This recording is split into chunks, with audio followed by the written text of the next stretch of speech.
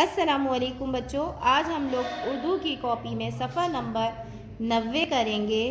काम करने से पहले तारीख का आगाज़ करेंगे। तारीख़ है 13/12/2020। भारी आवाज़ वाले हरूफ की मदद से आज हम अल्फाज बनाएंगे। देखिए, पहले भ को जब गाफ से मिलाएंगे तो क्या बनता है। जब हम भ को गाफ से मिलाएंगे तो भाग बन जाएगा। इसी तरह भ को प से मिलाएंगे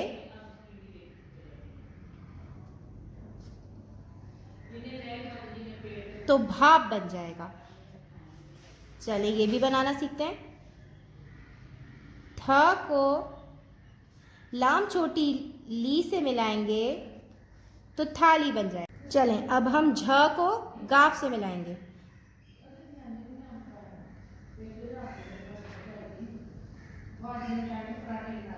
जब हम झ को गाफ से मिलाएंगे तो झाग बन जाएगा। इसी तरीके से आपने आगे का काम भी करना है। अपना ख्याल रखिएगा। अल्लाह हाफ़िज़।